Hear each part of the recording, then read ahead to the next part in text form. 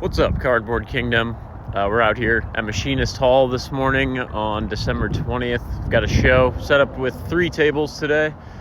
As you can see, we're bringing in the showcases right now. Here to have all our other stuff inside, but looking forward to it.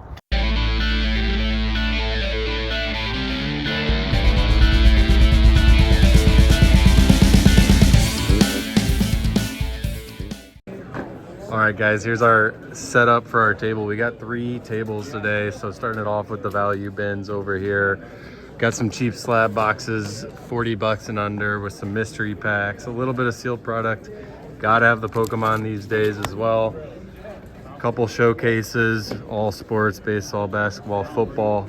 A lot of price ranges, a lot of variety. Then following it up with some one-touch stuff. Again, a lot of variety here. So most of 2 tables is filled up with slabs, one touches, and then just top loaded stuff. And then we also have some Pokemon sealed over here. So we'll show you guys how we do as the show goes on. Just went ahead and picked up these 5 for 90 bucks. We've got a Jimmy Crooks auto. Again, we're in St. Louis, so quite a bit of St. Louis stuff here. We also got some Tatis and Jackson Holiday mixed in. Little Chase Davis and Tink Hence, so easy buy for the first deal of the day. Made a nice deal here. We sold this David Arias, that's a gold medallion, Big Poppy, a Caitlin Clark Prism Silver rookie, and then an Otani Topps Project 70 out of 51 with the silver frame. All of that for $500. This man right here just fucking bought a 151 binder collection, as you can see here. 4 packs inside. Look what he pulled in pack 1. Charizard SRR. Yes, sir, absolutely insane. Ended up doing a nice little cheap slab deal out of our cheap slab box. Chris Paul rookie, JJ McCarthy orange laser. We got quite a bit here, so I'll roll through them quick. Jordan Walsh Bowman. We got a Juan Soto logo fractor.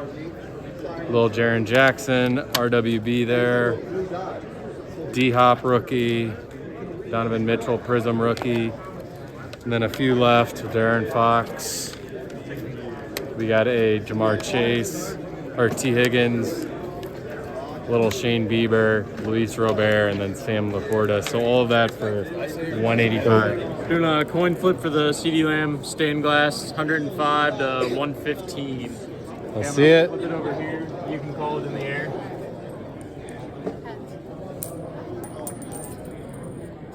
Tails, 115. Just made a nice deal here for a couple Jackson Smith-Njigba autos, rookie autos, as well as this Bonix Youthquake out of 50. How much? For $215. What's up, guys? Just wanted to highlight a big buy that we just had. We spent around $1,800 for, give or take, about 45 Pokemon slabs, just to kind of highlight some of the stuff that we got here. Like, as you can see, like Flying Pikachu, that's going to be a PSA 10. Some pretty good stuff here, like Venusaur, Eevee Prismatic, all sorts of different stuff here. Some Umbreons, some Dittos, and then, like, as you can see, we also got all these down here. So pretty good deal here.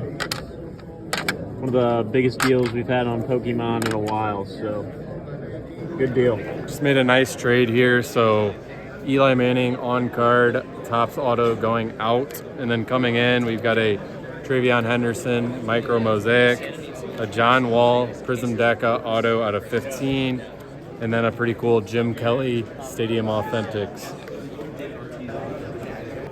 Just picked up 3 nice rookie quarterback here. Drake May on the Blue Scope Optic. We've also got a Optic Hollow of Drake May, and then a Caleb Williams Optic Hollow as well. Obviously all of those teams doing pretty well this year. I'm selling these 3 cards. We're gonna be doing a flip for $225, $245 on these 3 Pokemon cards. Jared's got the flip here. I'll call it in the air. Good. Heads. Tails. There we go.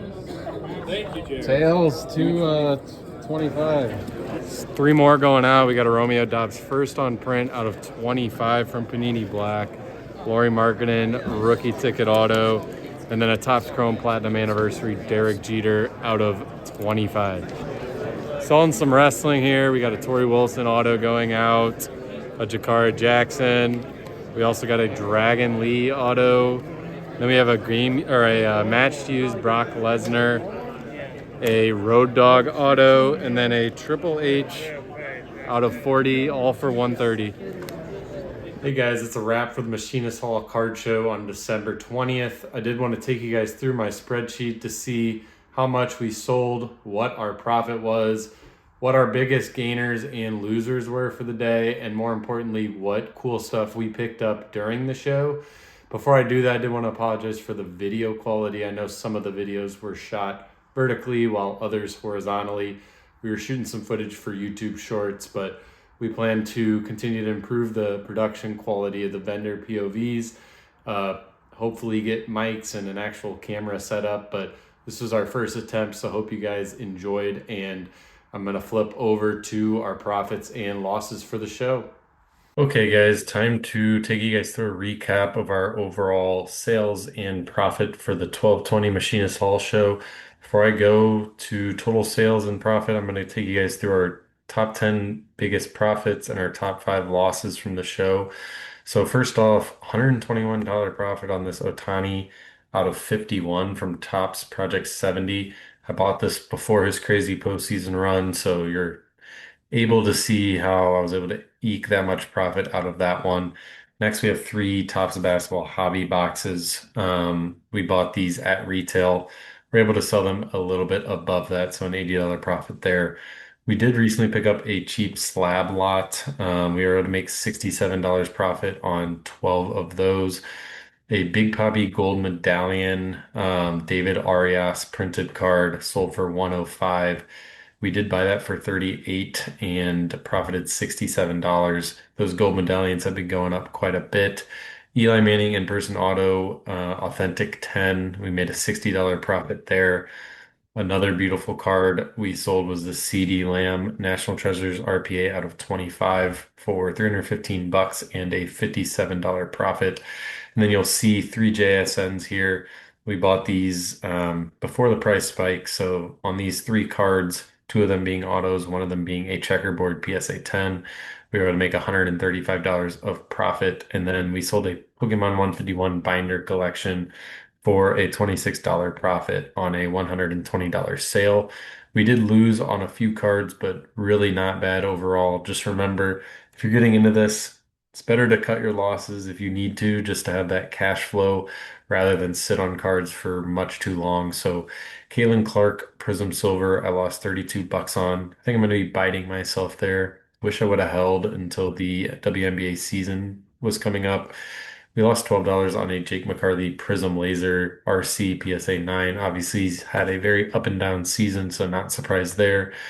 That Pokemon sled that you saw earlier in the video, we did sell 3 of those. We had a flip for $225, $245, lost the coin flip and $6 in the process, and then lost $3 each on a Sam Laporta Fireburst and a Stefan Diggs Vitreous case hit out of 25.